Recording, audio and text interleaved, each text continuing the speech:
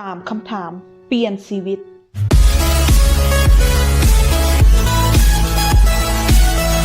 หลายคนตื่นเช้ามาบ่ฮู้ว่าจะเฮ็ดหยัง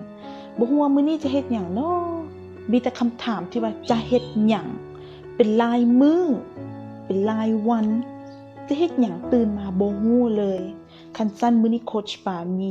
3คำถามเปลี่ยนชีวิตให้กับเฮาทุกคน 1. ชีวิตที่ผ่านมาเป็นแนวใดลองตอบตนเองกับคำถามนี้เบิ่งชีวิตที่ผ่านมามันเป็นแนวใดมันเจอเหตุการณ์ต่างๆทั้งด้านการเงินทั้งด้านความรักทั้งด้านธุรกิจ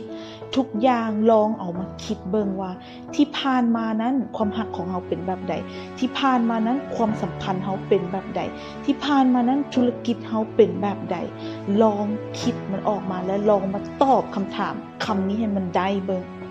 และไปต่อคำถามที่2ถ้าจะมีชีวิตที่ดีกว่านี้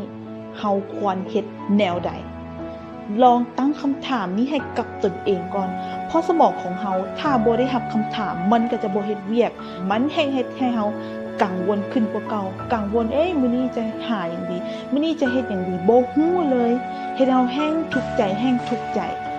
คิดและตอบให้มันได้หลังจากนั้นมาคำถามที่3ต้องเฮ็ดแนวใดเพื่อให้ชีวิตของเฮาเป็นชีวิตที่ดีที่สุดลองตอบคำถามคำนี้เบิ่งหลังจากเขาตอบ3คำถามนี้ได้แล้วให้เขาไล่เรียงมาแต่คำถามทำอิฐเลย 1. ชีวิตที่ผ่านมาเป็นแนวใด 2. ถ้าอยากให้ชีวิตดีขึ้นกว่านี้ควรจะเฮ็ดแนวใด